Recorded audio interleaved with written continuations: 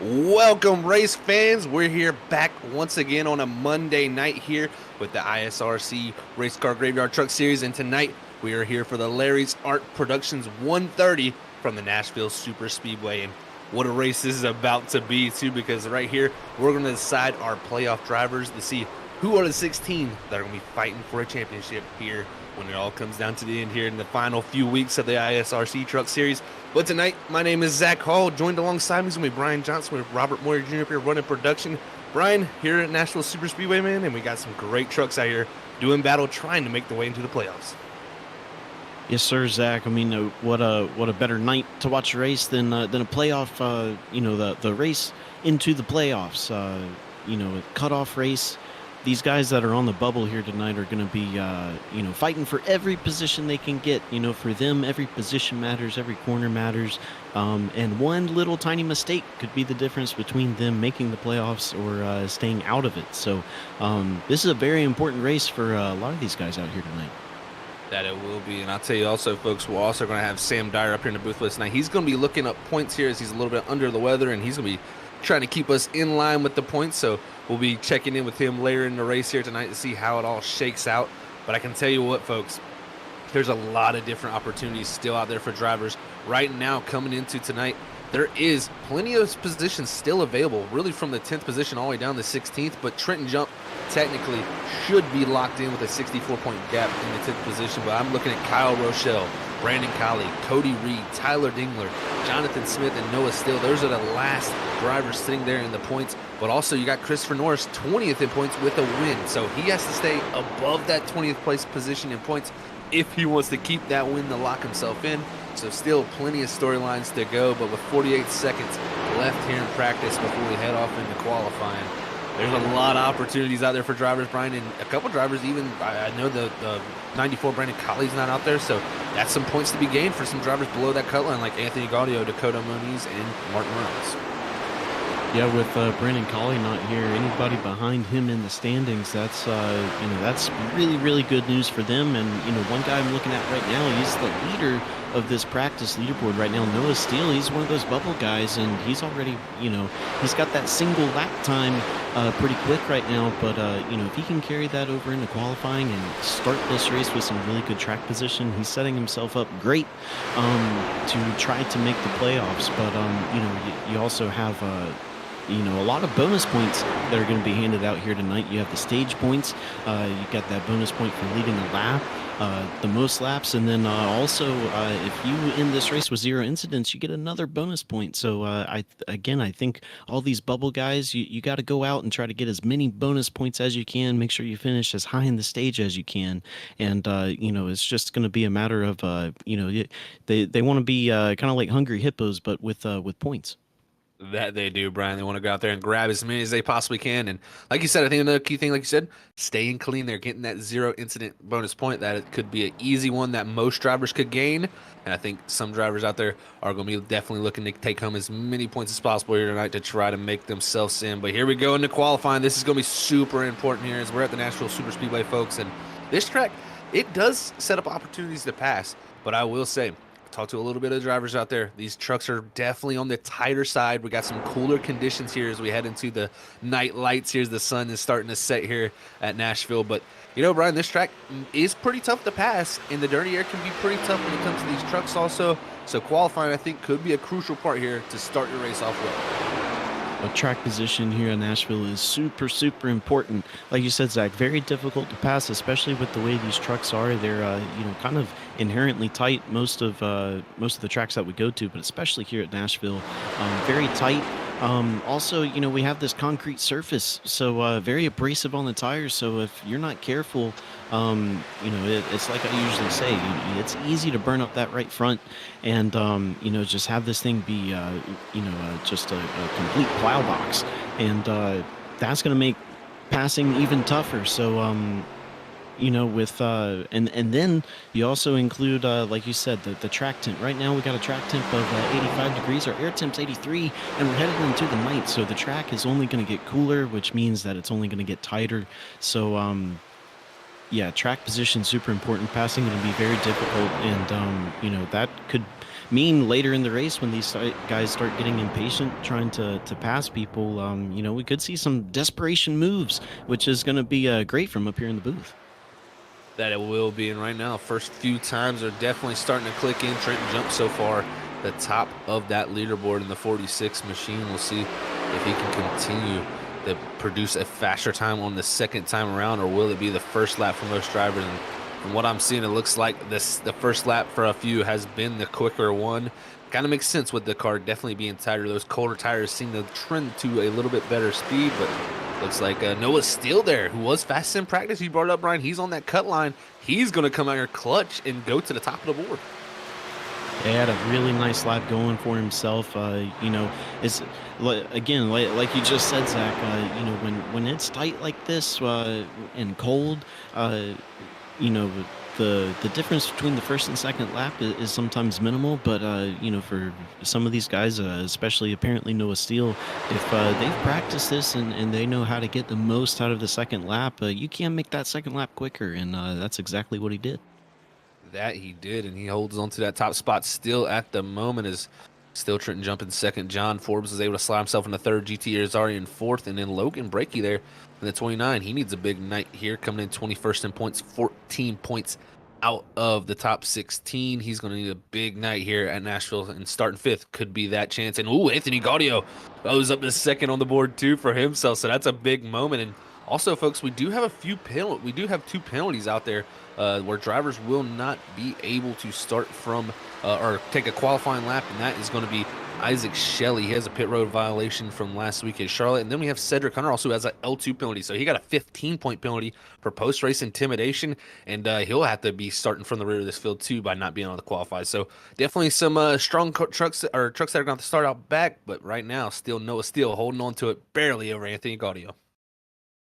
And it looks like for the most part, everybody but Cedric Hunter, and of course, like you said, Cedric not able to qualify. Everybody else has put times down, so I think these are the times we're going to have. So, Noah Steele, Anthony Gaudio separated by 4 thousandths.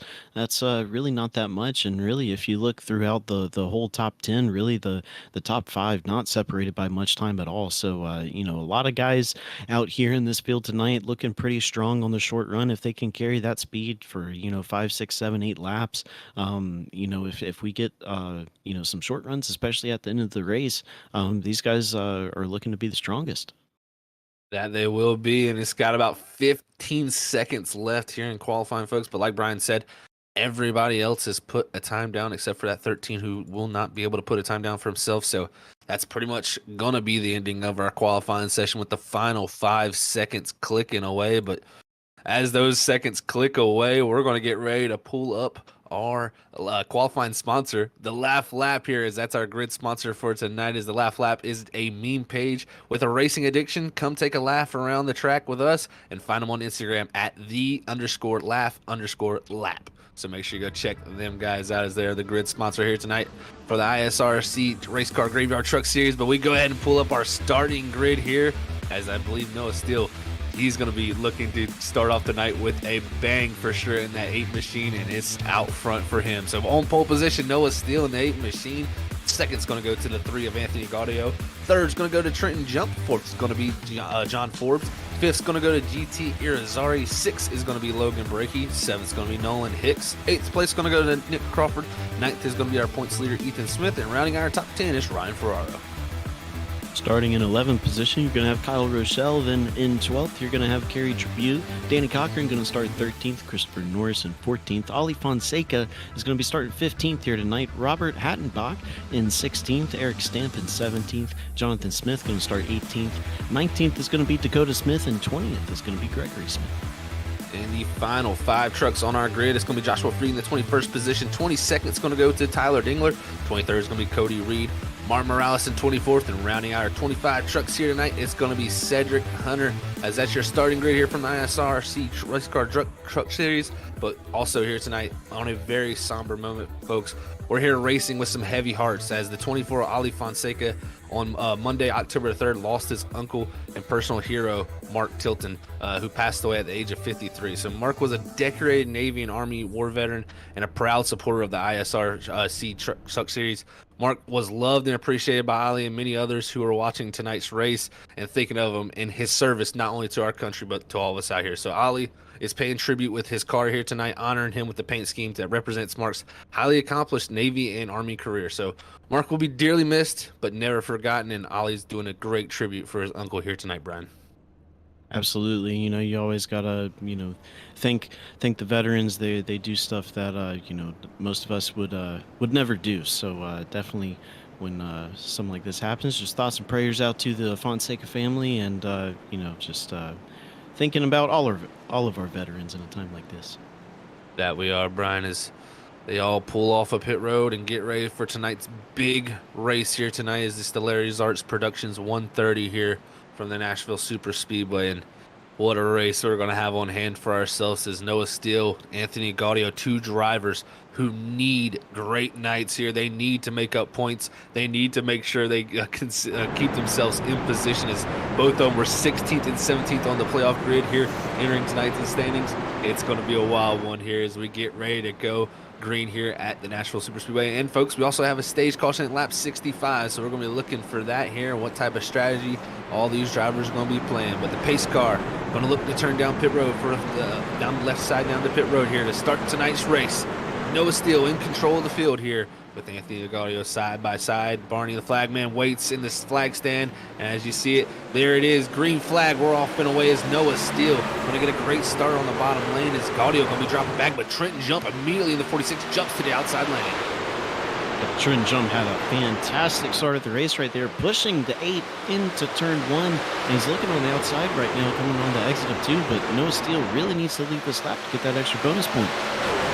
He does not want to give up any bonus points because he knows this could be crucial for him getting himself into those 16 playoff positions. But coming off of turn 4, it's going to be the 8 machine still holding position, but at the line, Noah Steele leads that lap. So Drake going to get a bonus point for him, but Trent Jump still in that outer group looking to make something happen, but also Anthony Gaudio there in the 3. But got to remember, if one of these drivers wins, it don't matter about points. They're in the top 20 coming in here tonight. If they win this race, they lock themselves in.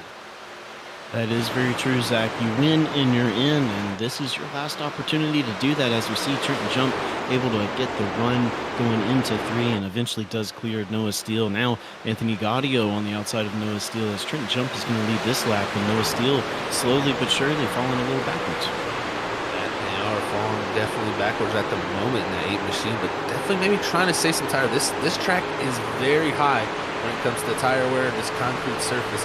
Higher speeds like this at about a 1.33 mile racetrack, you definitely burn those Goodyear tires off. So we'll see, maybe some drivers elect to save what they can here early in the going, but Anthony Gaudio goes around the outside there to take the second spot from Noah Steele. As you got GT Zari there also, and the interesting picture for GT is he comes in here tied for 21st in points tonight, 7 points out of the top 20. If he can make up those 7 points to Christopher Norris or one of the other drivers ahead of him, such as Martin Morales, he could possibly put himself in the top 20. If he goes out and gets a win, then he could lock himself in. Yeah, I mean, just the way this playoff picture is right now, there's so many, options as to how this could play out. There's,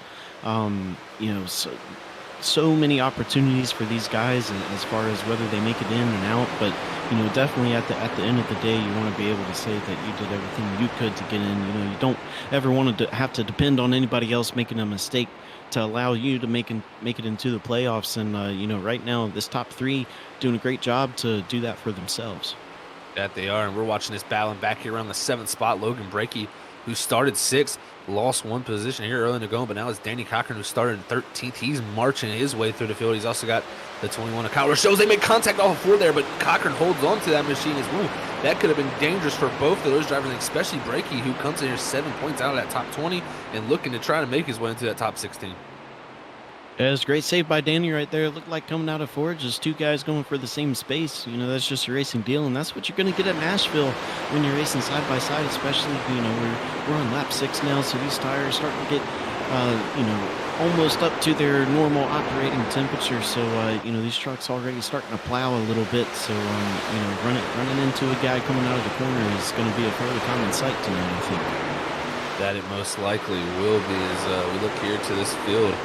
definitely some great battling going on back here. He's just got that 12 of Ryan Ferraro. He's got the 4 Nick Crawford, who just got past him. Now Kerry Trabue, or sorry, looks like the 6 of Gregory Smith is the one who made the pass on there. You got Jonathan Smith in that 72 machine who needs a big night. He came in here 4 points to the good in the 15th place position in points. So we'll see can Jonathan Smith try to solidify his position here as the night goes on, as we get closer and closer to that lap 65 stage. Yeah, 4 points to the good. I think if you can, even if you get just 1 or 2 stage points, that's really going to set himself up pretty good for the end of this race. I think for him, all he has to do is, just run his race, stay out of trouble, and maybe get a couple bonus points here and there. But definitely try to get those stage points and stay out of trouble. They'll be pretty good. We'll see how it all shakes out here tonight as we're through our first 9 laps here. Or sorry, our first 8 laps. We're on lap 9 of 130 here. Trenton Jump still leading the way as we look in through the back of this field. It's the 16th position of Jonathan Smith here. Still trying to make inroads up on these drivers up ahead of him. But for right now, looks like majority of the field right now, Brian, has gotten single filed out and trying to make what use of tires they have. Yeah, as of right now, these guys are settled in for now. But, once that tire wear starts taking hold, depending on how each of these drivers are driving, here in about 10, 15 laps, we'll start seeing positions change again. As, we do have the 4 of Nick Crawford there looking to the inside of Danny Cochran right there for 12th, but just couldn't quite do it. Now he's under attack from Gregory Smith. So, again, here at Nashville with a truck this tight, sometimes attempting a pass can end up hurting you a little bit. I tell you what, the 6 machine, he's on the move. He is the driver I've been kind of watching in this group. He's really been making his way forward as he's been up from 20th all the way to 14th position and challenging Crawford there, who started 8th and dropped back to 13th. Maybe Crawford feeling the tires here maybe need to come in a little bit better for that 4 machine. So we'll see how he works his. Danny Cochran right there ahead of him. He was making inroads, but that contact between him and Breaky definitely set him back, and maybe a little damage on that right front fender going to cause that truck not to drive the greatest here as this run continues on. But still some great racing going on back between this group. And yeah, for Danny Cochran there, that little bit of right front damage doesn't look like much, but man, when the truck is already so tight, that's huge. That truck just starts really pushing. It feels like 10 times more than it did before. So, unfortunately for him, this run is going to be a bit of a struggle, but you can come down pit road and hopefully get some of that fixed, and he'll be sitting pretty good for the rest of the race. But in regards to Nick Crawford, he has slid back a little bit, but it's probably due to saving tires. But it's like we said earlier, track position is really important too. So there's a fine line and a fine balance with keeping track position and pushing your tires, and giving up some track position and saving tires. If you do too much of one or the other, you kind of put yourself in a pretty bad box. Watching the 14 of GT Irizarry here. He's on the back bumper of that 8 machine, and Noah's still there. That's for the 4th position. You got Hicks also there for top 5 there. Our top 5 still all grouped up right together, as it's been some great racing here going on. But I tell you what, that 31 of Cochran, he is definitely feeling the brunt of the damage on that machine as he is continuing to drop back through the field. And I even went back and looked at it, Brian. He did have that right front damage from Logan Breaky where those two made contact off the corner. But a lap before that also, he got into the back bumper of Breaky on the exit of the corner, and it also damaged the nose there. So he's got not only right front damage, but kind of a center punch nose. So that 31 definitely dealing with a lot here to start this race. Man, and that center punch nose can do a similar thing as far as making that truck even tighter. That if you mess up that splitter on the front of that truck just a little bit, that affects the aero of that truck so much. You're losing a lot of aero grip by messing up that splitter in the front. So definitely he's going to be hoping for a caution as soon as possible. I tell you what, folks, we got a battle for the lead up front. Is Gaudio on the 3 machine? He's taking it to Trenton Jump up here. He's gotten to the outside, and this may be the preferred way to pass here, because that preferred way around is on the bottom groove. But when you're passing somebody, it's so much easier to hold them down. And look at Gaudio way up the racetrack, really trying to make that run. But that's going to let Noah Steele here in the 8 machine also get to the inside of Trenton Jump, who took that early lead, but now looking to suffer here as he's dropping back to 3rd, and maybe even the 4th here as GT might look to follow through. Yeah, and right now with Noah Steele on the inside, of Trenton Jump. He made that inside lane work really, really well. And, we had just said where the outside lane is kind of the preferred passing lane. But, when these guys are passing Trenton Jump on the inside, you have to wonder if, maybe you used a little bit too much tire, getting to the lead and then keeping it. So, for him, good thing is stage is coming up. You learn from that, not really a mistake, but you just learn from this run and adjust yourself for later. But, it looks like he's really struggling on the exit of these corners. A lot of these guys starting to pull in the straights with him. Yeah, I saw that same thing, Brian, losing that front of the nose right on the exit of the corners there. So that's definitely a sign of that right front tire starting to slip away, maybe a little bit too much temperature buildup. But we look behind that top 5 group. It's right here, John Forbes and Kyle Rochelle. They're actually closing into the back of that top 5. So this top 7 really all still within a good bit of racing here between each other. But another driver I continue to see moving up is that 14 of GT Arizari. He's looking to the inside. Noah still up here now in that 14. I tell you what, concrete racetracks, he has always been super good at Dover. I think this track right here could play into the suits of the 14 where it's a high tire wear racetrack. This 14 could be looking to make his way into the playoffs in a last-ditch effort here tonight. Man, what a storyline that would be. But, talking about concrete tracks, it's interesting that some guys just, they get it. They're just so good. And, I think if you asked a lot of these guys that are superb on these concrete tracks like GT or Zari, if you ask them, well, what makes you so good at concrete tracks? They probably couldn't tell you, because it's how they drive it. It's how they naturally drive a stock car. So, it just falls under the umbrella with some guys, and for some other guys, it's a real struggle. So, having a concrete track as the last race before the playoffs is, a bit of a wild card. That it really is. I think so too. And, the one thing we've seen throughout most of these seasons is, certain drivers have definitely suited those style tracks. And even Ethan Smith, I think we, at one point was saying that concrete was really his playground. So, we'll see, maybe can that 00 get himself up here and produce kind of what we've seen at those other tracks. But I think this 14, he's going to have something to say about this lead here in a few moments, as he's driven right to the back bumper of this 3. And look at this, just turns down in the center, Brian. That's showing me right there, that 14, he's got this thing figured out. Man, Zach, he is sticking that bottom really, really well. I think if he could get even lower, he'd be even faster, but still definitely much better in the corners than Gaudio right now, especially right here. You see him, he set it up in 1, went a little high, cut it low, late apex in 2, and now he is here beside Gaudio heading into 3, and he's probably going to dive it on in there and clear him, and it's off to the races for him. That was just pure racecraft there, Brian. I mean, just a great job to look to the outside of the 3 going into 1, make the 3 over, drive it down there on the entry, then cross him back over here and take that lead come off the 2. That was a great move. Now got control of this lead position. Let's see what the 14 can do with some clean air, because he was looking fantastic there in that second spot. So GT looking to climb his way up here, win in the late going of this season. And I tell you, it'll make things very, very interesting if he wins this race. It'll definitely make some people very worried that are on that cut line. Oh, yeah, you're exactly right, Zach. If GT can keep this up until the checkered flag, that's going to put a huge monkey wrench into things, and knock out a guy that potentially maybe should have been completely safe if he has a good race. So this is a big. I hate to keep using the word wild card, but again, just a big wild card with GT in the lead right now. And I mean, he's looking really strong, and he's pulling away, looking like the fastest truck on the track right now. Yeah, and the thing I'm looking at too is also you got GT up here. He's in the first position. Anthony Gaudio in second. Nolan Still in third. Nolan Hicks in fifth. I mean, these are all drivers that are located right there in the cut. You know what I'm saying? You got Nolan Hicks back there in 23rd in points, 21st with GT, 16th and 17th for Anthony Gaudio and Noah Stills. So big things here for these drivers who are going into these playoffs, man. This is a interesting time. It shows you who's really put in the work this week to try to make this last-ditch effort to get into the playoffs.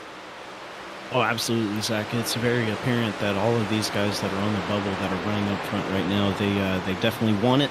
They want to get into the playoffs. They want to have a shot at that championship. And they're proving it right now that they really really want this. And as Gaudio gets a little loose coming out of 2, trying to pass the 14. I don't know what's happened with GT. We were just talking so good about him, but he got to the lead and started pulling away. But now Gaudio coming back up to him. I have to wonder, Zach, is it sometimes with these trucks, especially when they're tight like they are here at this track, is sometimes you get up into that clean air, and the clean air makes you tighter than you were in traffic. And, it makes you wear out that right front even more. So you have to wonder at this point in the run, is it better to be in dirty air?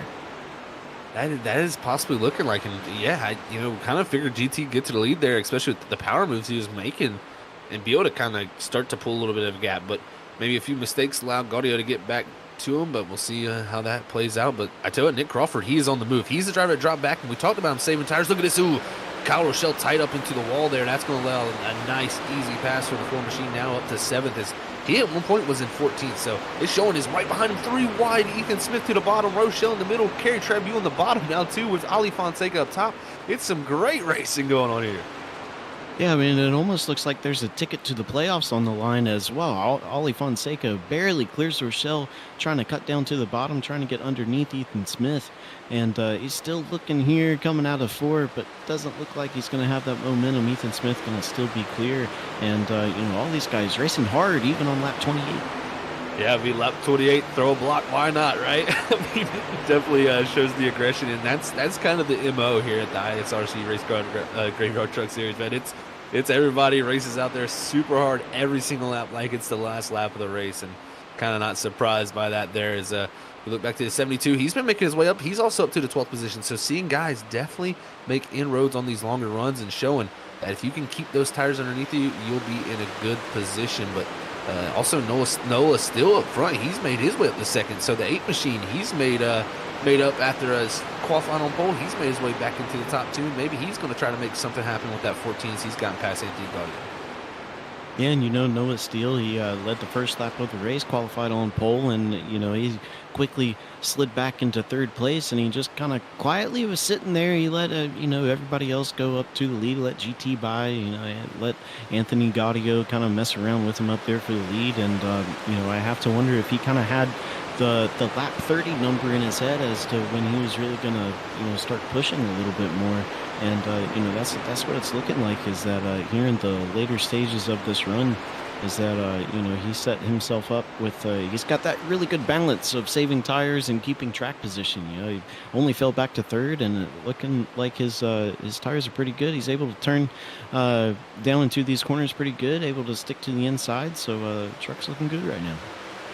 Looking very strong. And Ethan Smith, he's back up to the 8th position after falling back a few spots there. Is up ahead of him. Even Nick Crawford continued his move forward, as you can see here from the onboard of Ethan Smith. Up ahead, Nick Crawford making the move, getting past Nolan Hicks. He's going to take that 6th position. And I tell you what, John Forbes, he was able to get past Trenton Jump, also to move up to 4th as Jump continues to slide back from this top group. Yeah, I think Jump, he's definitely realizing that just burnt up a little bit too much tire, and sometimes it's not even about tire wear, sometimes it's tire temperature. And again, these trucks are as tight as they are. If you overheat that right front by just 20, 30 degrees, it's really, really hard to get that back down to that temperature range that you want. It's really hard to cool off a right front tire in a tight truck. So you got to be really careful. And I think he's definitely realizing that now. Brian, as we near closer to that stage, I know you did a little bit of looking into the fuel mileage here as we watch these guys continue to battle. This is an interesting scenario because we're getting word here that the 29 and 53 Eric Stamp and Logan Brakey right now back in 23rd and 24th, both of those drivers saving some fuel, maybe looking to stretch it. Do you think that's going to be possible here to get the 65?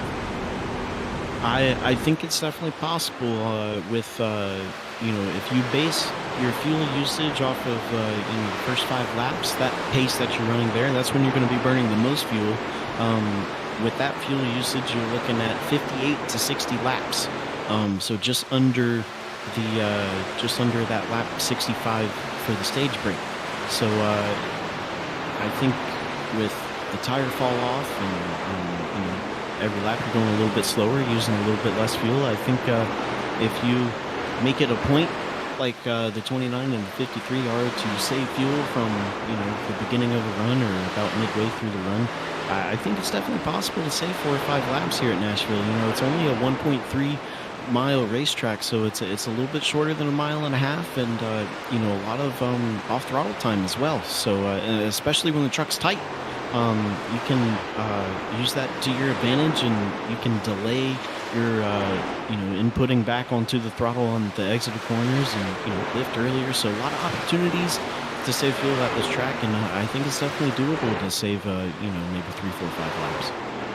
We'll see what they can do with that type of strategy. Looking here to get those stage points for sure there at lap 65. If they could both, Eric Stamp, Eric Stamp is in a different position for sure than Brakey. But I mean, if you're looking at Brakey, he's got to get these stage points. So I think that's his real MO here. Try to get the stage points, so save the fuel, and then also have his teammate out there with him. So if something goes wrong out there. So right now, they're both doing their best to try to get that done, but I'm interested to see when do pit stops start to happen, Brian, because lap 65 is that stage. I don't think a lot of drivers are going to be looking to stretch that fuel, and I think we're already seeing pit stops starting to happen now as this Nick Crawford in the 4 machine, he comes to pit road from the 4th spot. It looks like Nick Crawford going to be the first taker into pit road, and doesn't look like he's going to have anybody following him. So Nick Crawford, the lonely pitter this lap, but that could be good for him. Do the undercut, that might work. With the way tires are these days, I can't even keep up with what's the better strategy, whether it's an undercut or overcut. So that another good thing about Nashville and having 65 laps to the stage break and not being able to make it on fuel unless you save it is that there's a lot of different strategies going on right now. Definitely a lot of different strategies being played out, but looking at this 13 machine, he's right behind Cody Reed, as we see more drivers. Our leader from coming down the pit road too, the 14 ISRC. So definitely getting busy here at pit road with people seeing him come down, and Noah still follows him too in that 2nd spot. So continuing the trickle throughs, that's our top 3. So Anthony Gaudio also, but yeah, we'll see. Crawford was an interesting one because he fell back so far, worked his way all the way to 4th there before that pit stop, and was turning some good lap times. We'll see if he can start to maybe gain some time as he did that undercut when the driver's up ahead of him. But right now, watching Fonseca in the 24 machine here as we head into one. Yeah, and just taking a quick glance at the top 3 that pitted, their order did not change. They came in so close together. I thought that maybe if somebody had a really good stop, they'd be able to jump somebody. But these guys keep their distance, keep their order, and now they're in the mix with everybody else. Yeah, we'll see. Ooh, look at this here as we get the ride on board here with coming down the pit road with Fonseca. He's got Trabu who follows him down too in the 7 machine. So those 2 drivers hitting pit road in the 7 and the 24 here. But this is definitely continuing this cycle through. But I'm interested to see how far will Brakey be out ahead of these guys if he's going to try to make this fuel mileage last. So the question is, can they come back around on them is my big thing. Does the new tires allow these drivers to come back up there and take the position from them? I don't know if there's enough time for that, Brian.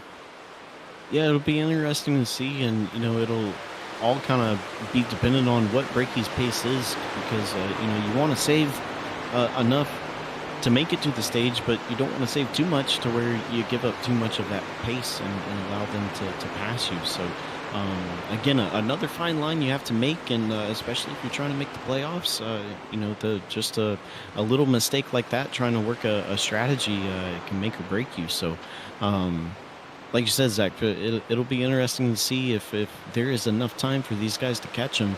And, based off of the lap times running right now, you got Nick Crawford. He was the first one to pit, running a 30.90, and then you've got Brakey last time by running a 32.26. So just a little over a second difference as of right now, and not too sure how far ahead he is of them, but yeah, I think you're right, Zach. I don't think there's enough time. Yeah, it'll be interesting to see how much they are able to catch up to him if possible, and if he has enough time to stretch the fuel even. So he's still got to worry about doing that for sure. And it's definitely been an aggressive call, in my opinion, from him there, because starting in 6th position, but I like it.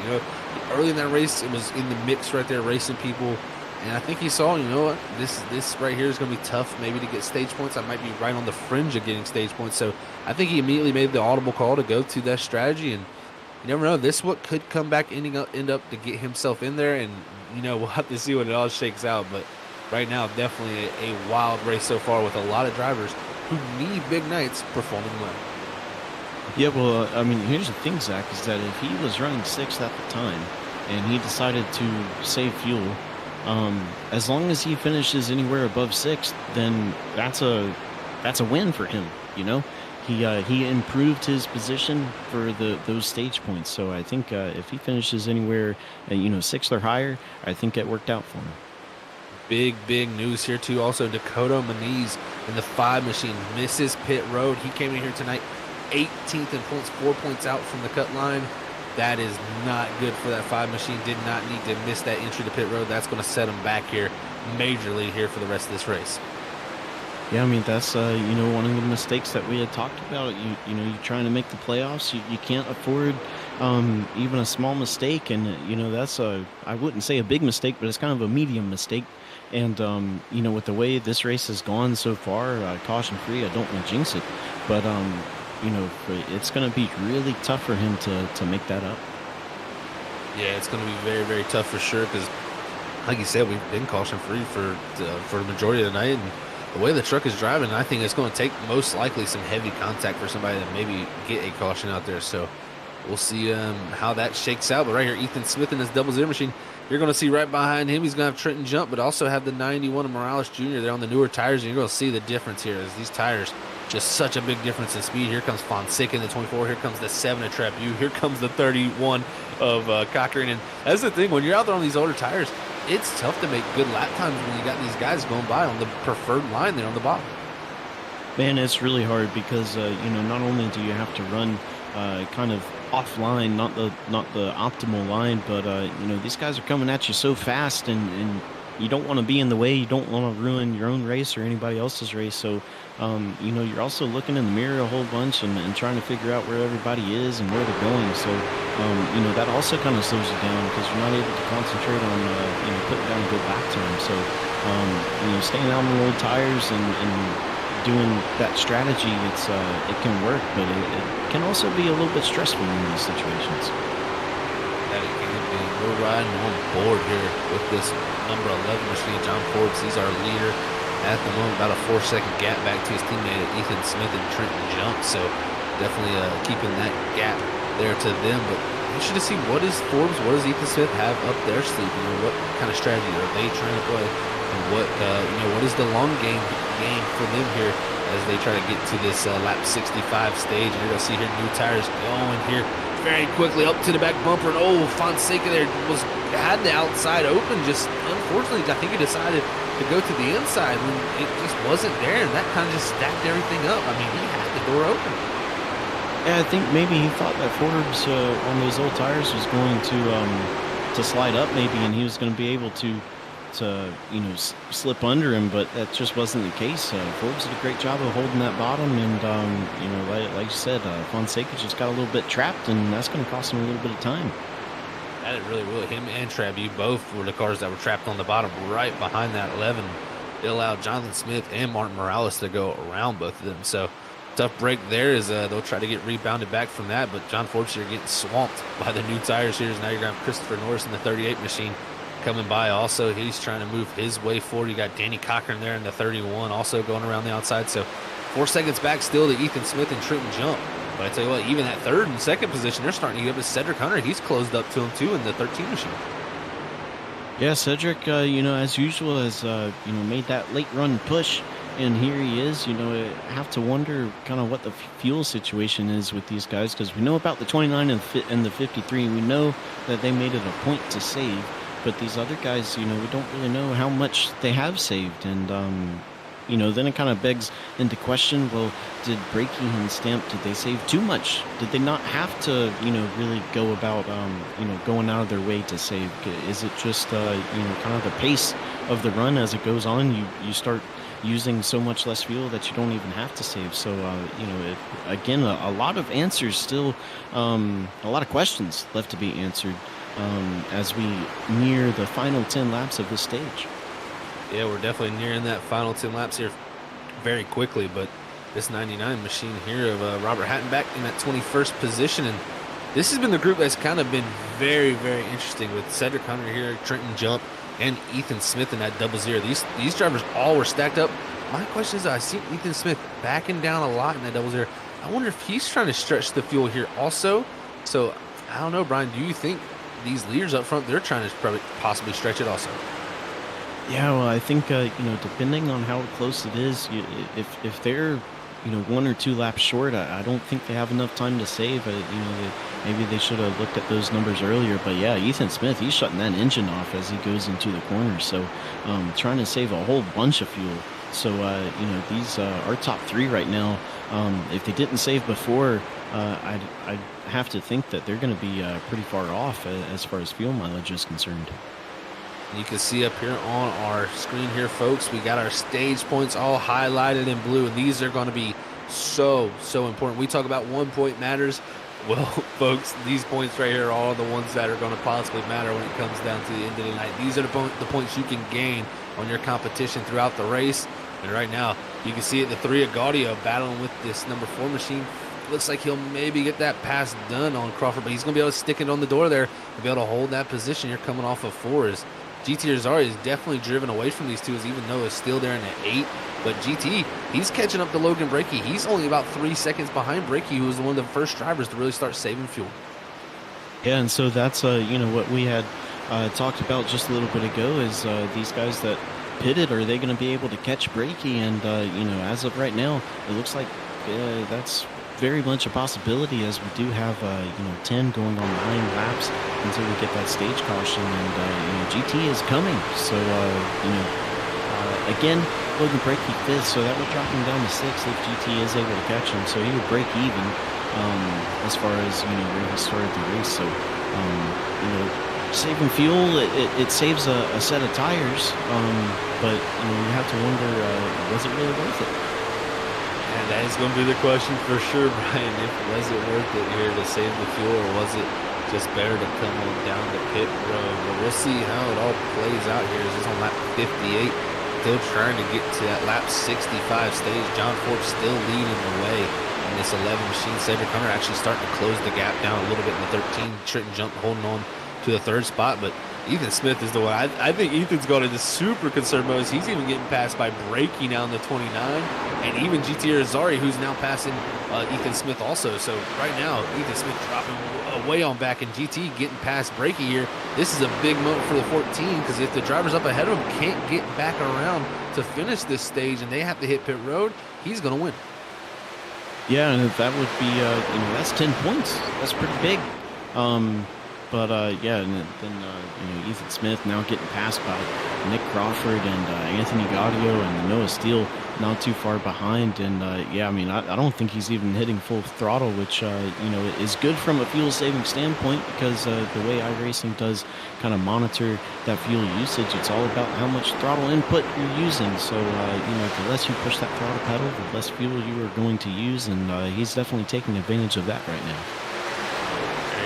Driving away for the group behind him. Nick Crawford also closing in on that 29. And Nick Crawford, he pitted that 1 lap earlier than Brakey, than Gaudio and Steele and Irizarry. I tell you what, he's going to be one to watch out for in this race. Gets a stage caution. He has been very, very strong on these long runs. Yeah, that first run at the very beginning of the race, we saw him slip back, save those tires, and then made that late run push just before he pitted.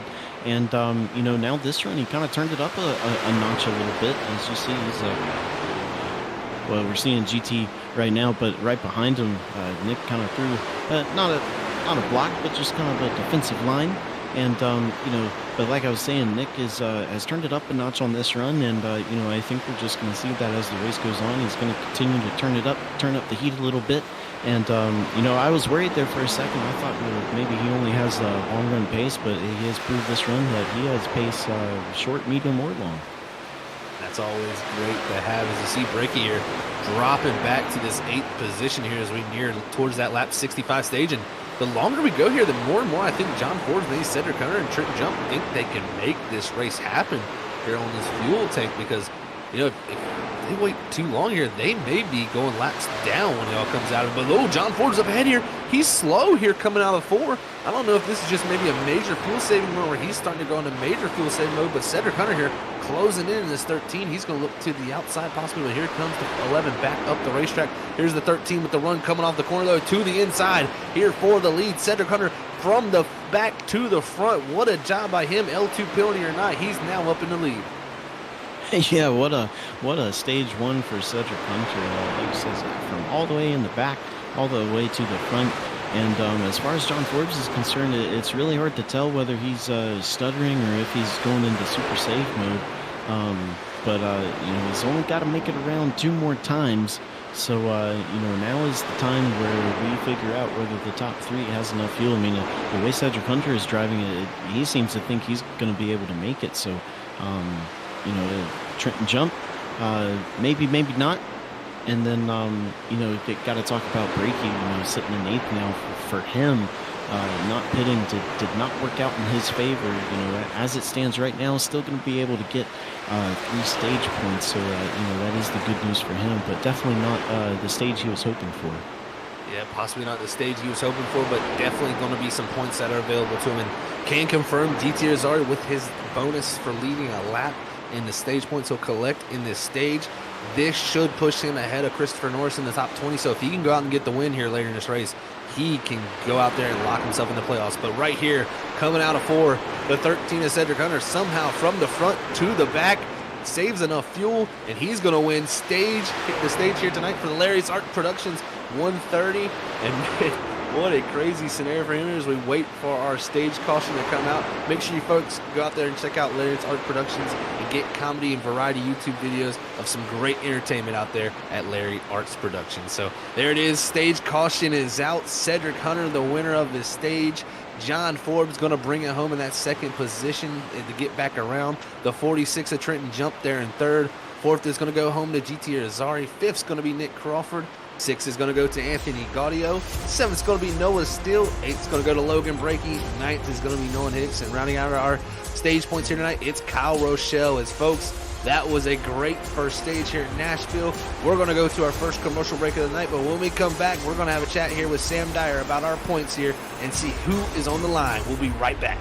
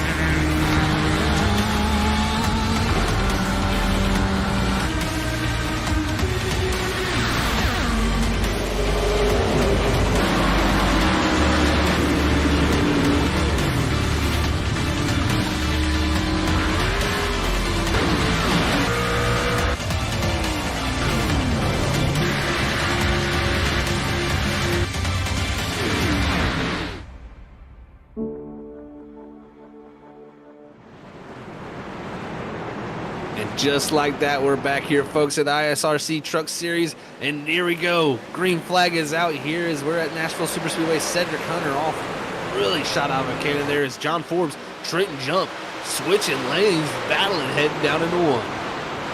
Yeah, really great restart by Cedric Hunter there, and you can already see just how much this race means, how much these positions mean, as you already saw a block heading into turn one of this first lap of the second stage here. So things are about to get really turned up here from an aggression level. Yeah, the aggression level is definitely ramping up. Here it goes. Anthony Gaudio around the outside of the Ford machine, and Nick Crawford now. Logan braking the 29, looks to the inside here. He's going to try to move himself forward, and definitely needs to see that happen for himself, as he knows GT, Anthony Gaudio, all these drivers right around here. Oh no, behind him, there's a yellow flag flying as there's cars in the wall. Pandemonium here, as it's the 53 of Eric Stamp and the 21 of Kyle Rochelle involved in an incident here on lap 72. And just like that, everything goes up in smoke for the 21 and the 53. That was a huge wreck by the 53. That it was. There's, we'll see this instant replay, and the 21 here, Rochelle here, going down to the corner. There's the 72 of Jonathan Smith in them, and looks like going down to this corner here, maybe a little bit of contact between those two there. Is this going to send that 21 around? And from there, Eric Stamp nowhere to go. Is look, there's more contact that sends the nose of the 21 up, and look at this, Eric Stamp from there. I mean, he just gets flung, and from there, he is just a pinball flipping up and upside down. And man, no fast repairs here at the Truck Series. That is going to be a night ender, it looks like, for Eric Stamp, as he is on pit road. And it's such a helpless feeling when you're in the position of Eric Stamp, because you see Kyle Rochelle, you see that truck start to spin out, and you're just matting that thing, the throttle pedal down as far and hard as you can, trying to get by it, and just unfortunate timing, and it gets caught, and then you're just along for the ride, and it's such a terrible feeling when you feel like you did everything right, and he was trying that fuel save strategy, and just didn't quite work out.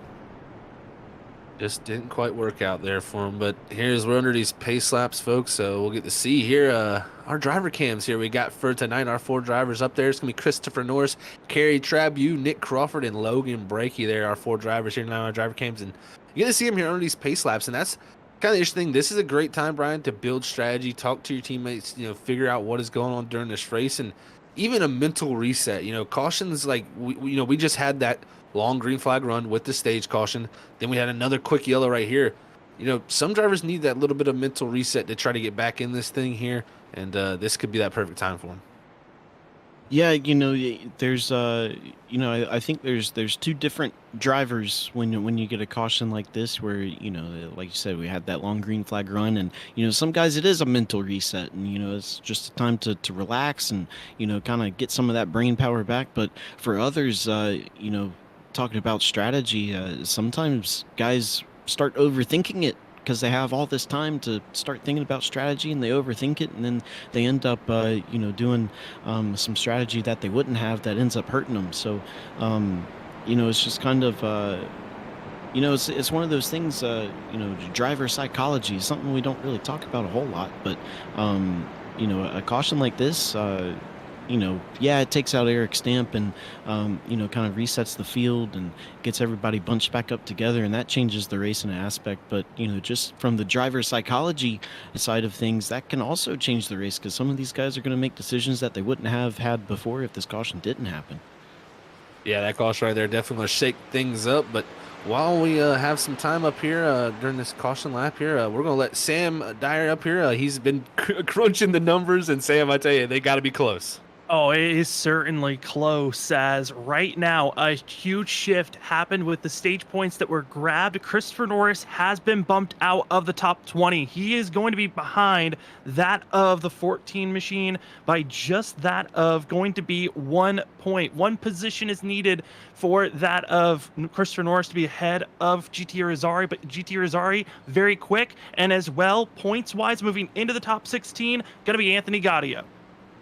Big news right there for a few drivers. Gaudio into the top 16, Irizarry into the top 20. Let's see how it all shakes out. Back green flag racing here as Cedric Hunter leads us to the green flag. And you know what else, Brian? I was thinking about this while we were under caution, seeing if you got saving fuel. But this one here, shorter than our stage distance here. I think everybody good to go. Yeah, I mean, Cedric Hunter definitely proved with the pace that he had and making it that fuel is making it to 65 laps not going to be an issue. And, that's something I didn't think about, Zach, is that our, final stage to the end of this race is shorter than our first, which is a bit unusual. But, again, why not? It's a cutoff race into the playoffs. So, all these guys don't have to worry about fuel. So, really, it's just going to be tire strategy. You get a timely caution.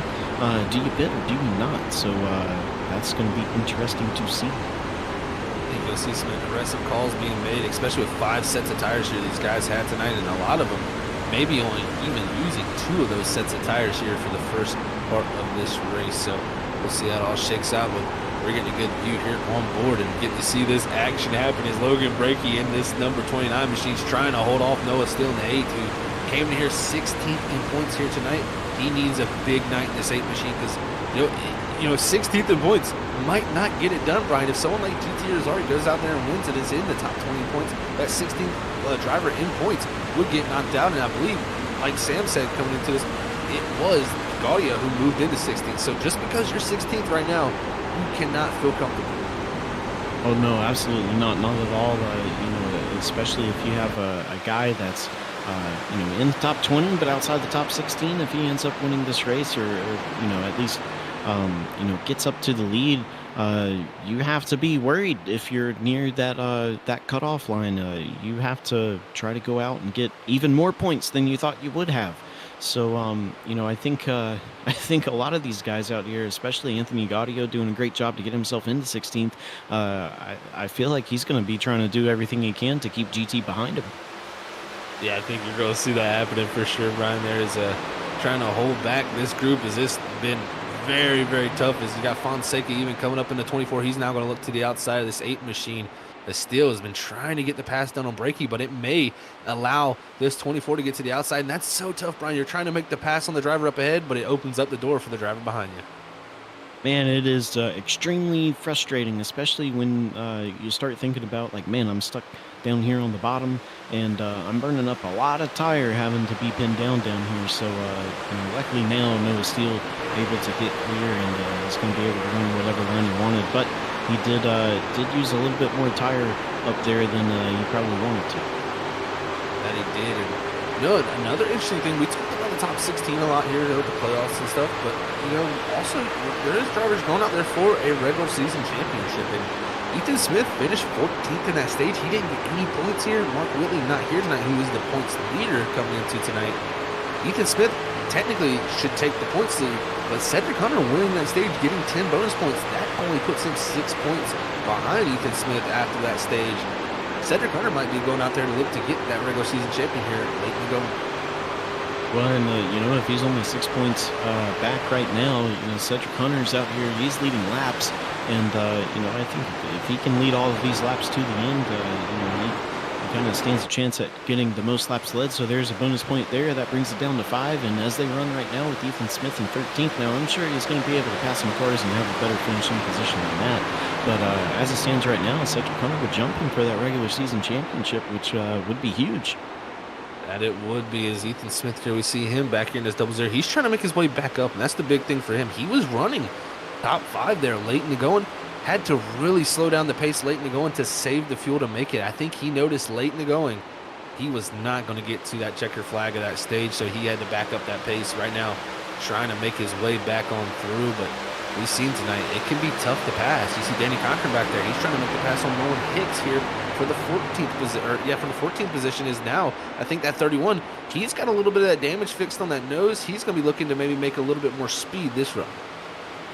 Yeah, looking at his truck, there's just, a tiny bit of right front damage, and then the front end just a little bit crinkled, but it looks like he definitely got as much damage fixed as he possibly could. So, that truck just hurt a little bit, but definitely much better than it was before. Yeah, he's definitely liking what they've done to us. Now Cody Reed there behind him is look to his inside in that 25 as he was trying to make that move on Hicks. It opened up the door for that 25 machine. So Cody Reed, even he came in here pretty decent on the points here tonight, but it still is not been the greatest situation for him. So it's definitely still close for him in points. He wants to make sure he gets the best finish he possibly can. As there goes Ethan Smith around Joshua Freed. Yeah, Ethan Smith already making some moves, trying to get back up into the top 5 range where he was running before. But, talking about Cody Reed running 16th right now. Now he does have, about 3 cars directly ahead of him. But, a lot of guys right on that bubble had some pretty good stage points right there and are running very, very well right now. So, I think if you're Cody Reed, you got to be worried about where you're running right now. It's going to be very close, and you don't want to make it as close as you can. You want a little bit of cushion. Yeah, definitely want a little bit of cushion that you can have for sure. And folks also out there, we have been calculating the points here tonight, so we're going to try to stay on top of those the best, but we won't have the exact finishing technically of what they'll have when this race ends, as they do their points a couple of days after the fact. So we won't technically have the official results, but we're going to get them as close as we possibly can. I know Sam, he's definitely back there working on that calculator, getting those things fired up. So we'll check back in with him later here in this race and see where the situations play out with these drivers running. But right now, a battle for the lead going on, Brian. Trenton Jump pressuring this number 13 machine. We saw Jump, get out to that lead early in the race too and use some tires up. My question, has he learned from that here early in this run? Well, it'll be, I think here in about 10 laps we'll be able to tell, because that was roughly around the time when he started falling back. So, it's just a matter of how hard is Cedric Hunter and Trenton Jump pushing right now? And, are they saving, and is Jump, just saving just a little bit less, trying to get the lead, or are these guys pushing real hard right now? Because the other thing you got to think about is for Cedric Hunter, that first run that we had, he started way back at 25th, dead last, and drove his way up through the field. So this clean air thing for him is very, very new. So you have to wonder, does he have a handle on how to save tires up here? Yeah, it's definitely interesting to see how well he's done here tonight. And even I talked to Cedric, talking to him a little bit before the night about this track. He's never raced here. He kind of had the unknown coming into this track of I don't know what to expect. And personally, I told him, from my experience, this track kind of races similar to Dover, where the tires were at least. And from past experience with this 13, he's been always strong at concrete tracks. So I think this place could fit into his style, and it seems to be here already tonight. But Anthony Gaudio, he's the one that's trying to make the impression on these top 2 as he's trying to run them down. And GT's also gotten up to 4th too, as they're both were very, very quick in that run before. I'm interested to see what they can come back through. And also even Nick Crawford, because he did kind of a similar thing, Brian, to what he did early in the race where he dropped back. He did. He dropped back a little bit. He didn't drop back as much as he did before. But, I was getting a little curious. I was like, well, what is the pace of all these guys out here right now? So, last time by, Cedric Hunter, a 31.54. Trenton Jump, a 31.68. And then you have Anthony Gaudio, a 31.54. GT, 31.50, John Forbes at 31.57, and then Nick Crawford at 31.41. So, Cedric Hunter and Trenton Jump just a tad bit slower than everybody else behind them. So, it'll be interesting to see is that just this phase of the run where these guys behind them are faster, or is that going to carry over as we get further and further into this run? It's going to be very interesting to see for sure as those lap times drop away. And yeah, Nick Crawford always showing that he's very, very quick on those longer runs. And a winner from Bristol on the concrete. Could he looking to get himself another second win here on the concrete this season? So we'll see how that all shakes out with 93 laps here as we'll be coming around to complete this time. The interesting thing, Brian, is normally after a stage, we all think about what lap are they going to go to before they hit pit road. I don't think we see anybody hit pit road, of course, because we've seen them. They can go 65 laps. They had a caution there to stretch out and save them a little bit more fuel. The only way we see pit road happen tonight is if we see another yellow flag. You're exactly right, Zach. These guys are not going to come down pit road at all whatsoever if the green flag is out. So they're going to need a caution to persuade them to get some tires. And, I think our odds of a caution, other than that one wreck with Eric Stamp and Kyle Rochelle, it's been very, very clean racing, but it hasn't been, about 40 to go. So, a lot of these guys are probably going to start thinking about these points, thinking about the playoffs, and start driving even more aggressive than they have all night long. Because, like you said, Zach, this truck series, they start driving aggressive from the drop of first green flag, lap 1. So, I think a caution in the future is definitely not out of the question. That it definitely is out of the question, Ryan. And right here, riding, looking on board with this 24, Ali Fonseca, our winner from Dover earlier this season, definitely was on the concrete there. So looking to produce some more great times, and definitely also having a great race for this tribute race for his uncle too, man. It's easy, starting that 15th position is really kept in the top 10 for majority of the night. Has shown a lot of speed, and even has a little bit of damage on the right front. So I'm impressed with how fast Ali's been here tonight. And again, I think it just translates. These concrete surfaces are very, very similar. Yeah, so, like we were saying earlier, it's just something about concrete, something about how these tires wear and how they heat up, and, how you have to take these corners. It all comes down to driving style, and, it fits some of these guys. And, if you, like you were saying, Nick Crawford won at Bristol, Fonseca won at Dover, even though Bristol, Dover, and Nashville here tonight, very different tracks as far as shape and the style of track and how you drive them.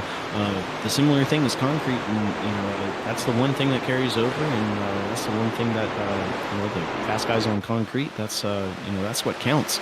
So good to see that that carrying over from concrete track to concrete track is taking place overnight.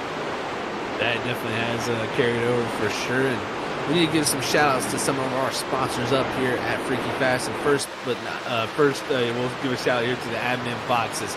Tell you what, folks, it's one of the best button boxes out there. Not only does, like I always say, gives you the driver functionality that most button boxes out there do, but this also gives you the race control functionality that'll allow you to control the race, such as throwing black flags, throwing a yellow flag, adding laps to the caution laps, or taking laps away. So many different things there from Admin Box, and make sure you go check them out at adminbox.com, and that's adminbox again with 2 X's there, and use our discount code FFB/BOXX to get a discount at purchase. So thank you to Admin Box for being a proud sponsor here at Freaky Fast, and definitely one of the best button boxes out there. So if you haven't checked them out, make sure you have, but also make sure you go check out iRacing iFlag.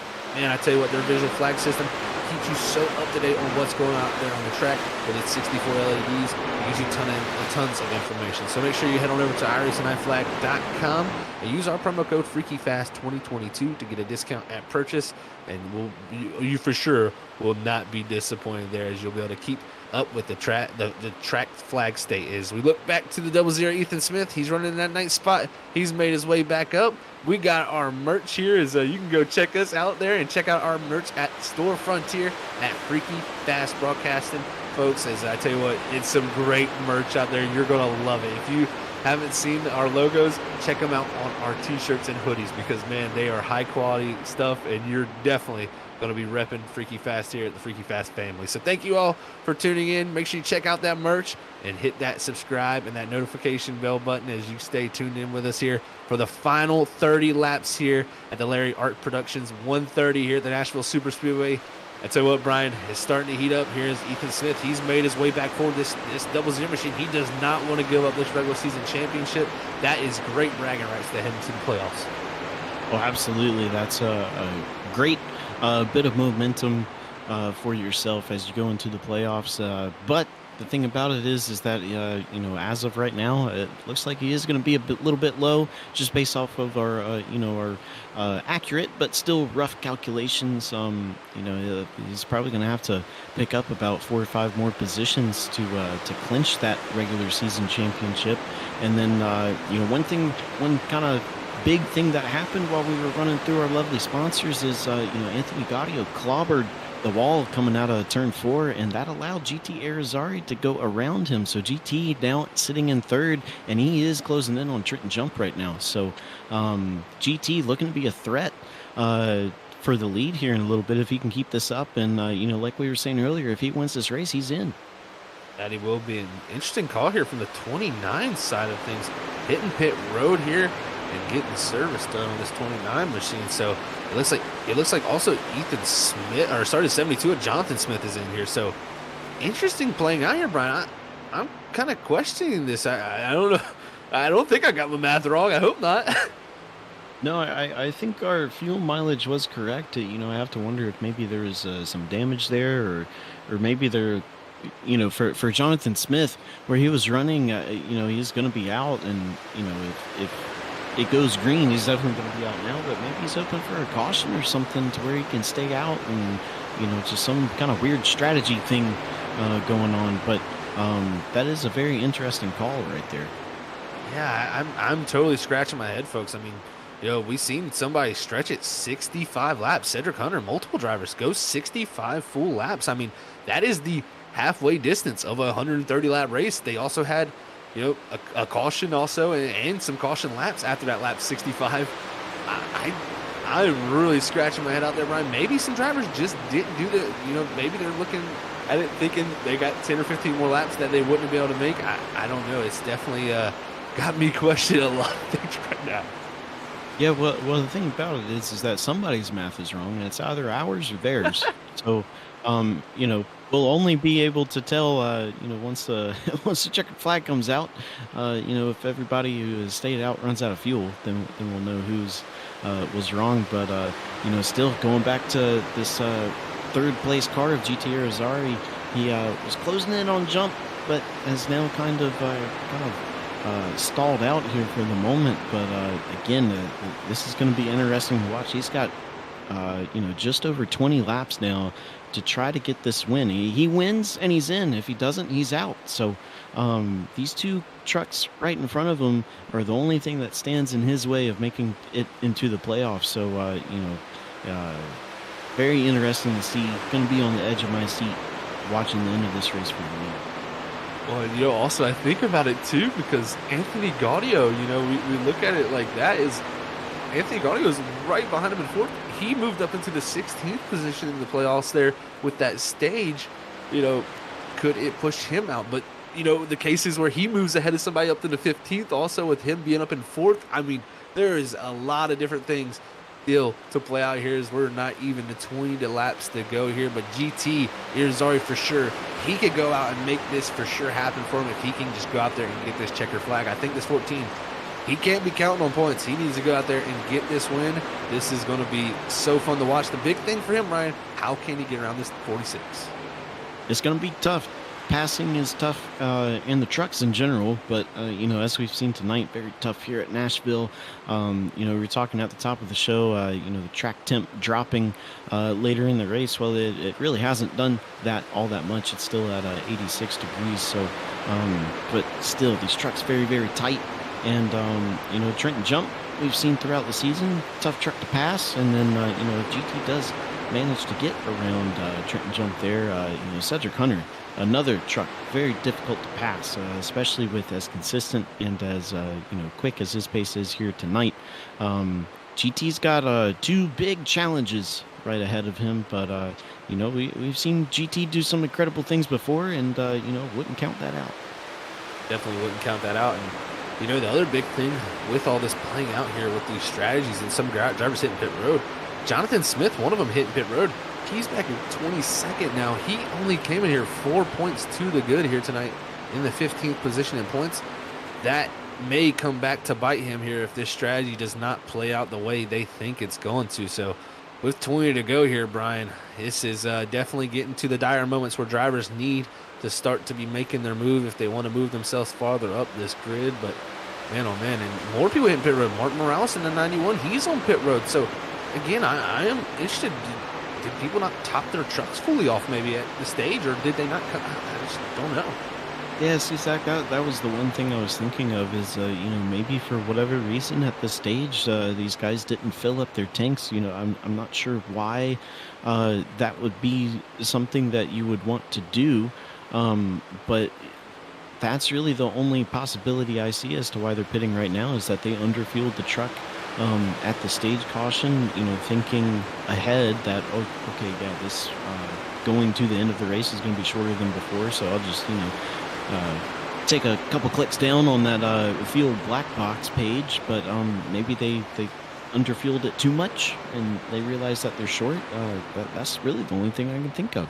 Hey guys, I want to cut in just for 1 second. The strategy call for these drivers could be based off that first stage. Again, a lot of the drivers came into pit road around that lap 40 to 43 window, and they climbed through the field and got a huge jump over the drivers that were trying to save fuel.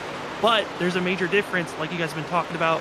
This stint much shorter than that first stage. And so it's just a question mark on maybe they thought they were going to be gaining more than they are right now. Yeah, I can see where they're going for that, but, at the same time, those people that I look to that game that much time, you got to think those were GT or Zari, the 14, the guys that were up front, those drivers were multiple seconds back. I just question the strategy a lot, especially if a yellow flag does come out, Brian, too. That's where they sit even a worse position is they're trapped the lap down where they haven't even got their laps back. Yeah, that would definitely be a worst case scenario for them right now. So, yeah, that is a great point, Sam. I didn't even think of that, is that, we did see where the guys that pitted were able to pass some of the guys that did not pit. So maybe that is what they were hoping for. But time is definitely running out as we're coming down to 15 laps to go. GT Irizarry still stuck behind Trenton Jump. He's made a couple attempts at a pass, but just cannot get it done. And while that's going on, Cedric Hunter just slightly driving away just a little bit. Anthony Gaudio still running in 4th place, and then Nick Crawford in 5th. And, you look through the field and see some of these bubble guys. Noah Steele running in 6th place. That's good for him. Ethan Smith has made it up to 8th place, so he's got one more point towards his regular season championship hopes. But still, as of right now, going to come up a little bit short. Yeah, and you can see right there, it was 3 wide. Logan Brakey going around, and Brakey, this is important for him because right here, Ethan Smith and these drivers about 4 seconds behind our leader, Cedric Hunter. He needs to go back up there, get his lap back, because if he can get the lap back here the old-fashioned way, and along with Jonathan Smith here too, and get ahead of him, if we do get a caution, they won't have to take the lucky dog, which would put them on the tail end of the lead lap, which, personally, they're already almost on the tail end of the lead lap, being in 20th and 21st. But it would definitely be a help not to start all the way from the rear of the field here if we do get a caution. But right now, moving their way forward, but with 13 laps to go, I just don't know if they can make it back around to gain too many spots, as about 15 seconds behind the next group of drivers they will be for position. Yeah, that's a lot of trucks to pass and a lot of space to gain right there. A lot of track you got to make up. So definitely it's possible, but you've got to put down some really, really perfect laps, some really, really fast laps, and you got to hope that these lead lap guys really get out of your way. And here we are, 12 laps to go. Cedric Hunter starting to open up the gap now back to Trenton Jump and GT Arizari, who's also fell back off this 46 a little bit. So definitely seeming to struggle as the 14 here. And, we'll bring Sam back up here for a moment. I don't know, Sam, if you've got a little bit of an outlook here with the way they're running right now, but definitely an interesting position for this 14, I think. Yeah, the 14 comes in at the timing, not counting positioning, but with all the bonus points that were grabbed, that of GT Arizari was only that of 6 points out from making it in. And it was Jonathan Smith and Noah Steele after the stage break. They were tied with points when coming into the stage, with seeing that of Jonathan Smith deciding to pit and putting himself back in 21st position. GT Arizari should be in. And also of note, because Brandon Colley did not show up, that is a position that can be grabbed by that Dakota Moniz, but the 5 needs to get rolling for himself. This is definitely starting to heat up, folks. You heard there from Sam. I mean, so many things still available for drivers who intend to go. And, thank you to Sam, first of all, for crunching the numbers back here for me and Brian, because it is tough, folks. You got to understand that this is live counting bonus points, and even we don't know till the end of this race if the drivers get that bonus point for 0 incidents. We don't have really any way to keep up with that, if they've got an incident or not this race. But, looking at GT's car does look pretty clean. Hopefully for himself, he does have that bonus point, but that bonus point could come back being the way they make it in or out, Brian. Oh, yeah, absolutely. And, just got to say, that was probably the most hype points talk I've ever heard. That was fantastic. I think I even heard Sam's calculator smoking a little bit earlier. So definitely got to thank Sam for doing all of that work for me and Zach in the background. And Something that could take, kind of shake things up a little bit is Nick Crawford passing Anthony Gaudio right now. So Anthony Gaudio going to be down a position, going to drop to 5th. That's going to be a point. May or may not matter, but the last little stage of the race right here about to play out as we come into 5 to go. Yeah, coming here closer to 5 laps to go, and Logan Brakey and Jonathan Smith, they're making their way closer up to these leaders. Logan Brakey has now gotten past Trenton Jump and is looking to go up to get the Cedric Hunter to get his lap back.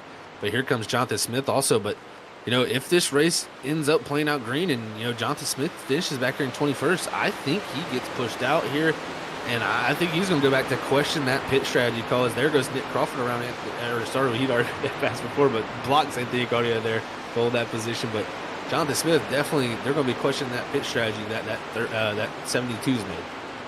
Yeah, and I mean, you can see he's got much fresher tires than the 4 and the 3, but, just at this point in the run with how old those tires are now is, just not a whole lot of extra pace there. So, I think definitely if he ends up not making the playoffs, if the race ends like it is right now, definitely going to have to look back at that strategy call and kind of say, maybe that's what knocked him out of the playoffs. And so, really the only thing you can do is, learn from that and, try to do a better strategy next time. But, at the same time, with, where he was running, maybe that was kind of like a Hail Mary move.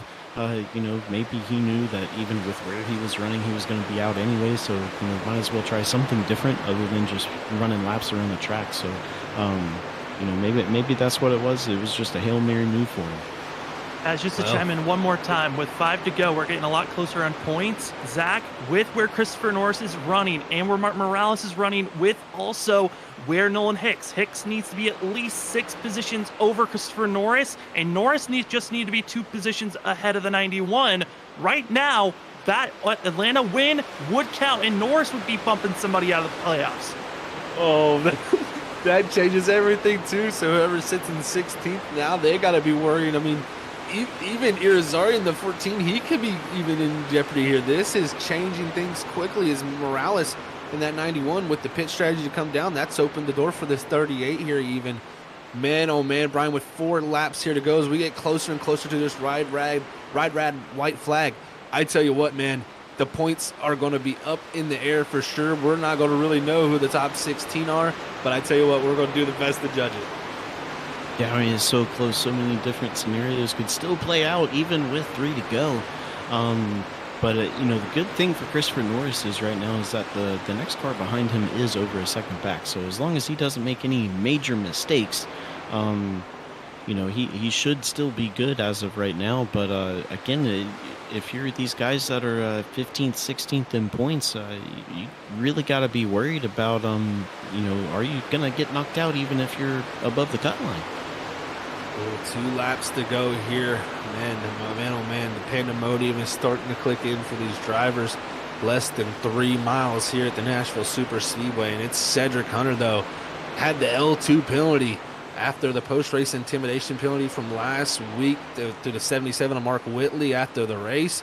Comes back here, starts from the rear of the field. Doesn't have a start here at Nashville Super Speedway, but looks up to the flag stand. He's going to see it. It's the white flag here, brought to you by Ride Rad White Flag here tonight as we head down the 1 for the final time tonight. Cedric Hunter, he is going to look to claim the victory, maybe even claim that regular season championship. He's going to be ecstatic, but behind him, Trenton Jump looks to hold off Irizarry, who knows he needs every point available in that 14 as they head to 3 and 4 for the final time. Cedric Hunter going to look to pull the victory off as he's got a nice sizable gap behind him. Trenton Jump, though, able to hold back GT Irizarry. It's going to be the 13 of Cedric Hunter, though, winning tonight here for the Larry Zarts Productions 130. Yeah, what a race by that 13 truck. Started at the back, drove his way up to the front in that first stage and was able to keep that lead throughout the whole second stage. I mean, that second stage for him was pretty much, a textbook a way to do it right there. A very good drive for him, and really couldn't do any better than that. Really could not do any better than that, but you see here the celebrations coming back to 3 and 4. Cedric Hunter is 13, definitely happy he's been able to pull this victory off. And what a night we had here at racing here for Larry Arts Productions. 1:30 here at the Nashville Super Speedway here on Freaky Fast Broadcasting. Cedric Hunter brings it down here on the front straightaway and is going to celebrate his win. It don't matter. Back it into the wall. You're going to the playoffs into 13 and maybe a possible regular season championship in his bag.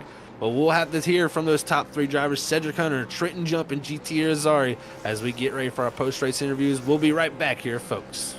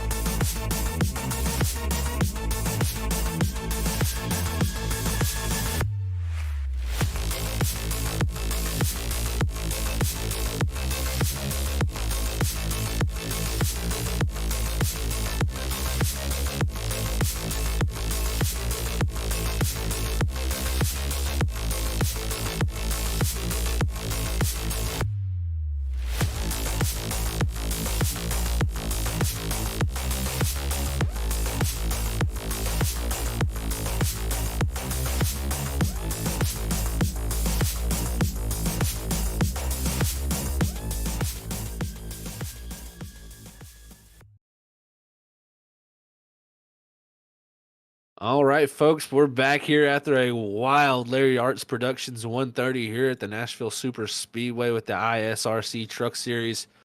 Whew, crazy stuff playing out here, folks. We got pretty much, we're breaking our calculators up here trying to make sure all our math is right, but we think this 14 GT Irizarry should be good to go for the playoffs, but we'll be talking to him about his third place finish here tonight because we know he finished third.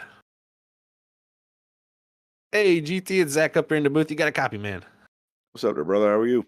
Hey, doing great, man. Well, I tell you what, hard-fought battle here tonight from yourself in that 14. Showed a lot of speed here at the Nashville Super Speedway, man. Looks like you're going to come home in third, and we're crunching the numbers. We're not going to say for sure that you made it, but we think you should be the 15th position heading into the playoffs.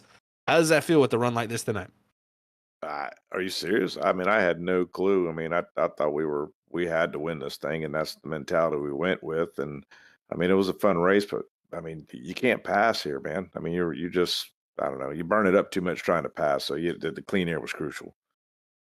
Hey, GT is Brian in the booth, and you kind of got to my question before I asked it, but just looking at the kind of the last 20 laps, trying to get around the 46 of Trenton Jump there. Like, what was kind of the biggest thing you were struggling with? You kind of said it was very tight, but what did you need out of the truck to make that happen?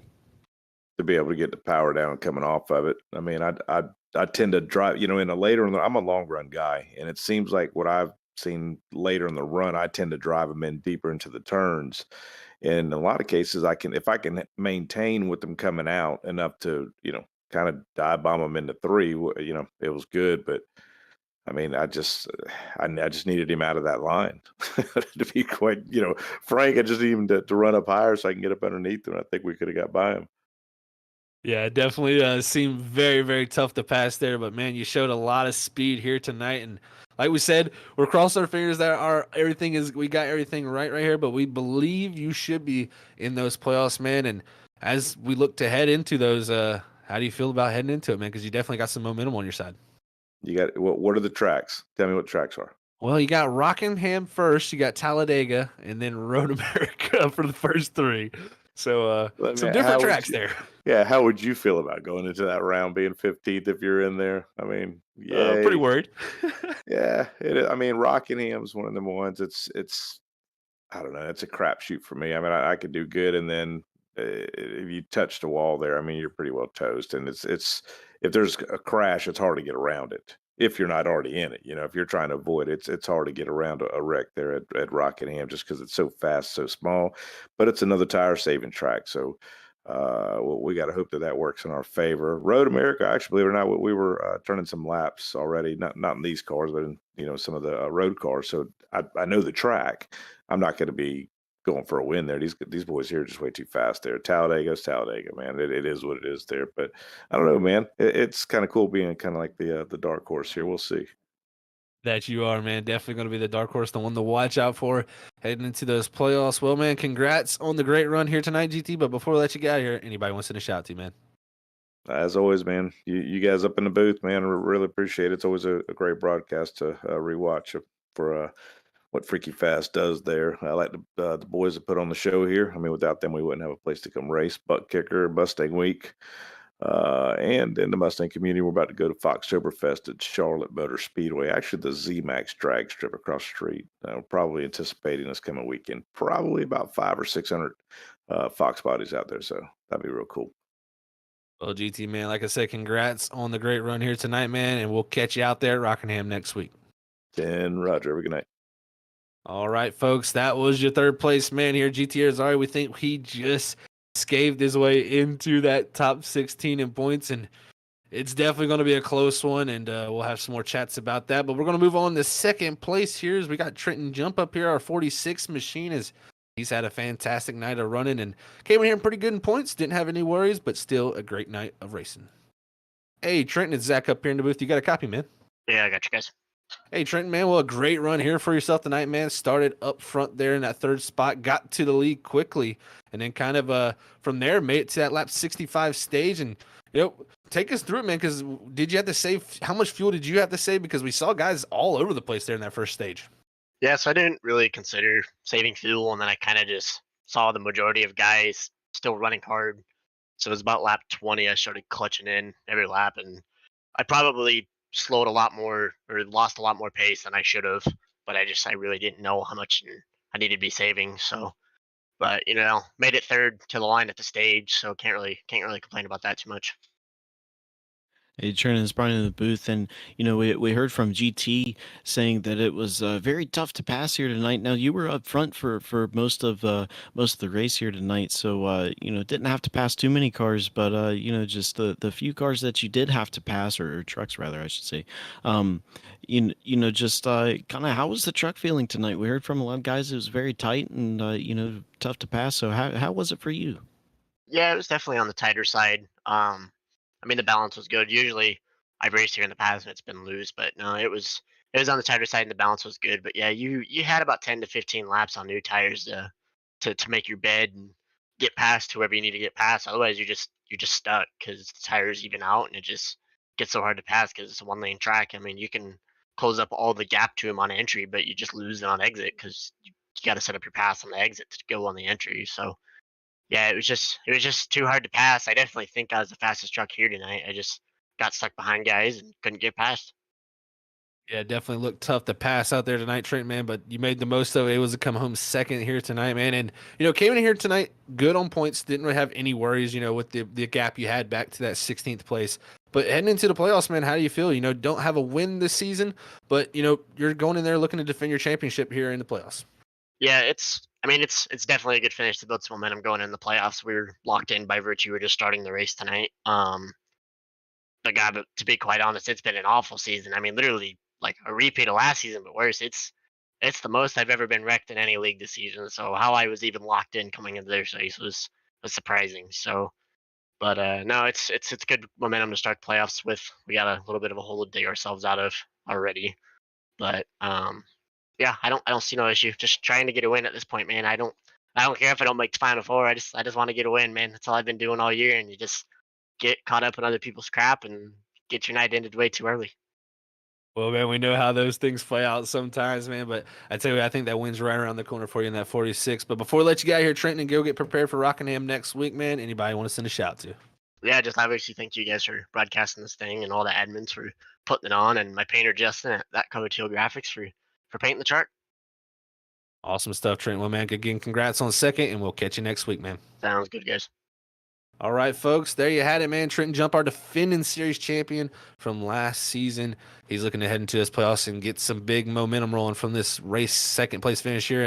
Hasn't got to win this season. You heard it. He's definitely frustrated with how his season's played out, but don't count out that 46. We know how well he was in the playoffs last season. But now on up to our winner here tonight for Larry Art Productions 130. It was that 13 of Cedric Hunter who was able to pull it off in the Hello Kitty machine. Let's hear from him now as he's in victory lane.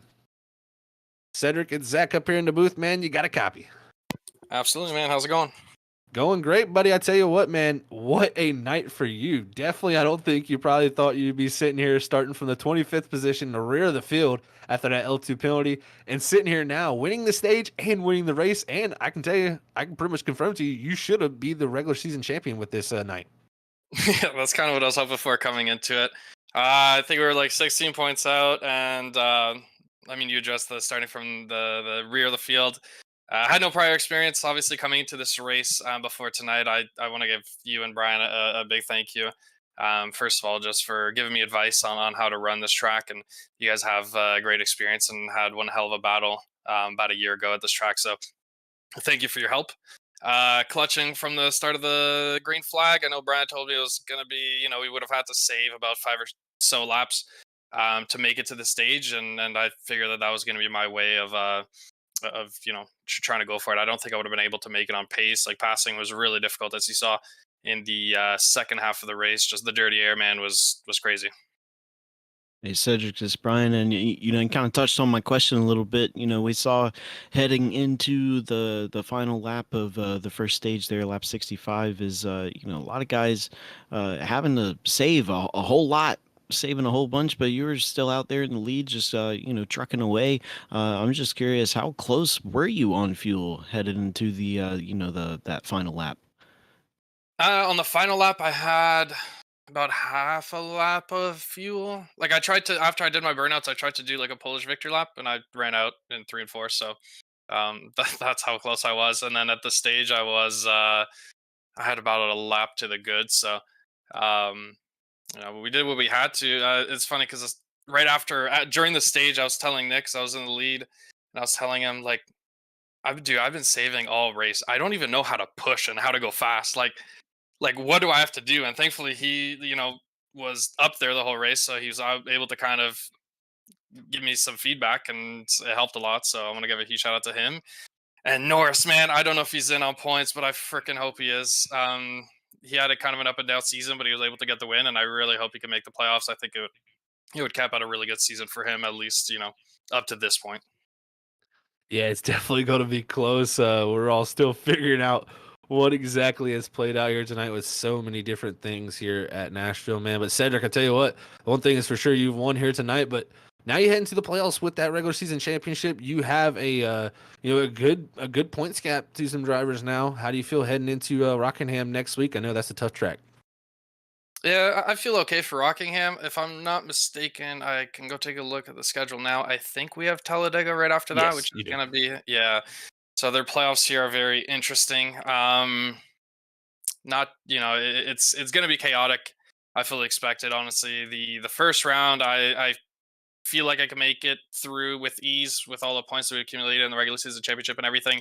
And then right after that, the points fully reset for round two, back to like 0 for everybody. And then that round is going to be the one that I kind of have circled and question marked, and I'm really worried for, because road courses haven't been good to me in the trucks, and the fairgrounds have, but it's a short track, so anything could happen. So it should be interesting. I'm looking forward to the playoffs. I think that I have a good shot as long as I can make it to Phoenix, that I can win. But I have to make it there first. Yeah, definitely got to make it there, man. But you've been looking strong all season, able to get that regular season championship in the last race of the season, man. So congrats on that, Cedric. But before we let you get out of here, man, and go celebrate this victory, anybody want to send a shout out to? Yeah, absolutely, man. I want to give you and Brian a huge shout out for helping me out before the race. I want to give Brian a shout out because I think it's the first time that he's done the broadcasting for this league, at least this season. So, welcome to the booth, good sir. I want to give you a shout out to my Snowy Desert Racing teammates, so Norris and Nick, tonight Nick for giving me good feedback, and hopefully Norris finishing within the 20 place points kind of thing. So, shout out to them if they both made it in there. That'd be awesome. And huge shout out to everybody in the top 5, man. I feel like in the second run, they gave me a really good run for my money, and safe to say that I think they were maybe a little bit quicker, but with the dirty air and everything like that, I was able to hold them back. So it's a good job to everybody. Yeah, Cedric, well, I'll tell you, buddy, again, congrats on the win. Congrats on the regular season championship, and we'll catch you next week at Rockingham. I appreciate it, man. Thank you. All right, everybody, that was your race winner here tonight for the ISRC Race Car Graveyard Truck Series, man. And what a night of racing we just had. It was so crazy coming all the way down to the end. So many numbers being crunched and so many different things that could play out. And, we'll talk about the numbers here in a minute, but we'll look to pull up our official results here tonight because those results are all over the place. A lot of drivers having some interesting calls to come down pit road late, but it's Cedric Hunter, of course, pulling off that victory. Second's going to go to Trenton Jump, looking to defend his championship back into the playoffs. Third's going to be GTR's. It looks like most likely he may be able to move his way into the playoffs. Fourth's going to be Nick Crawford. Fifth's going to be Anthony Gaudio, who we think may also be just making his way in. Sixth is going to go to Noah Steele, and he's going to be a question mark, we think, here, as we'll talk about that later. Seventh is going to be Ethan Smith. Eighth is going to go to John Forbes. Ninth is going to go to Joshua Freed. And rounding out our top 10 here tonight for the Freaky Fast top 10 is Ali Fonseca. Is definitely racing with the heavy heart here, getting that top 10. Great for Ali there. As we look through the rest of this running order, man, some definite big question marks. You got Christopher Norris back there in 15th. And Brian, as we look through the rest of this order here, it's up in the air for what's going on here. Oh, it is. The guys that finished up in the top 10 we're probably 90% certain that we've got their points right, but from there on back, it's so hard to figure out who's going to be where, and the instant bonus point and all of that. It's so hard to keep up with, and so we are going to have to wait until that official tally comes out, and we'll know next week. But just thinking about this race, these guys saying it was hard to pass. We only had one caution here tonight, so as a race, in itself, it was a fairly calm race, still very exciting. But the points, the playoff points, the cutoff race is what made it such an interesting race and such an exciting race. And so it's interesting that numbers kind of made this race very exciting. That it really did, Brian. It really made this race super exciting, and I gotta thank Sam. Sam, you were up here crunching the numbers all night. I don't know if you got any more a little bit figured out, but any last words from yourself here tonight as we look to close out our Nashville here and head into the playoffs? So the points are close. They are closer than I think anyone could have predicted on how it was going to go down, but we do have for sure our locked in drivers. That's Ethan Smith, Cedric Hunter, Mark Whitley, as well as Nick Crawford, John Forbes, Danny Cochran, Ollie Fonseca, Isaac Shelley, Eric Stamp. Those were our 9 winners coming into tonight based off of just starting this race. Trenton Jump, Kyle Rochelle. They were locked in. Those are 11 positions that were locked in. All the other ones could have been bumped out at any moment here tonight. And based off of my calculations, again, we'll confirm this for sure next week.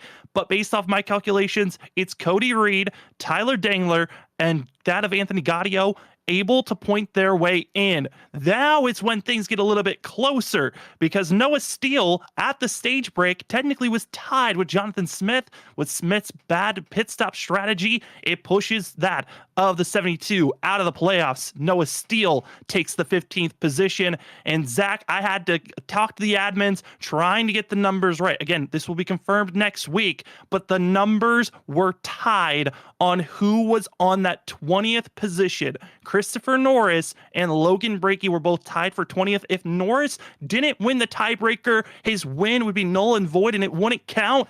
And GT Rizari was 16th in points. With the fact that Norris won, it would bump GT out. GT would miss the playoffs by just that of 7 points.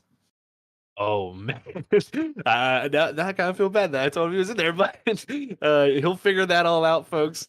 Thank you to Sam. First of all, you heard it there. It was just a conglomerate of things put together here, trying to figure this all out, ties and points, and figuring out who's 20th. It so much going down here tonight, and really, I know none of us probably thought it was going to be ever this close. It's one of those scenarios where it's close. But these guys really came out here and prepared tonight that were on that cut line and really made up the points that they possibly needed to get themselves in. So it's going to be a wild ride to see who is actually in the playoffs next week. But like Sam said, we think we got what we have here now, and it's definitely going to be a great 16. And Brian, before we head out here tonight, any final thoughts here from Nashville and before we start the playoffs at Rockingham? I know you won't be here with us next week, but what do you think these guys can look forward to heading into Rockingham? Well, they can look forward to a pretty freaky playoffs. I mean, just this cutoff race was incredible as far as the points is concerned. And thanks again, Sam. It's just absolute genius in the background there with the points. But, the fact that Christopher Norris, we think, got the tiebreaker with 20th with the win. And then with the win makes it into the playoffs. I mean, just, you can't really put more of a emphasis on a win than that one. So, you think about, just how this whole season has played out to this point, coming into the final rounds and into the playoffs, just how crazy can things get? And I think this league here tonight is going to be pushing the limits on how crazy things can get. I definitely think so too, Brian. It's going to be fun to see, folks. I cannot wait for the playoffs. We know all of our leagues are heading into them. I mean, regular seasons are in and all around. We just had Stars and Stripes last Thursday start their playoffs. Saturday night ended their regular season. They're starting their playoffs here soon. I mean, it's getting down to that time here where October is going to be the time for playoffs here on Freaky Fast. So if you haven't, subscribed or hit that bell notification button yet, make sure you do if you enjoyed the night's broadcast, because I tell you what, we got plenty more action throughout the week, because tomorrow night we're heading to Mid-Ohio with the Full Sin Racing Series, and we're going to be doing some left and right turning there and getting to shift and go through the gears. That'll always be interesting with that Xfinity car. Wednesday night, too, going to be heading to Las Vegas there at the Wicked Racing League. And then Thursday night, they head back into their playoffs as they're going to be looking to get it done there at the Dover International Speedway. So I cannot wait. Or sorry, actually, Iowa, there we go, as they'll end out their first round of their playoffs. So playoffs all around here. Make sure you tune in, folks. It's been a great time up here tonight for the ISRC Truck Series. My name was Zach Hall. Up here tonight with me was Brian Johnson. We had Robert Moyer running productions, and also, again, like Brian said, thank you so much to Sam Dyer up here for running in the background, especially under the weather too, folks. You cannot credit him enough for that, calculating all the points here, because I can tell you what, if you could see his sheet, it is all over the place for figuring out how these points work tonight. So thank you all for tuning in. We'll be back here next Monday night here for playoff action at Rockingham. You ain't gonna miss a thing. We love you all. Stay freaky fast.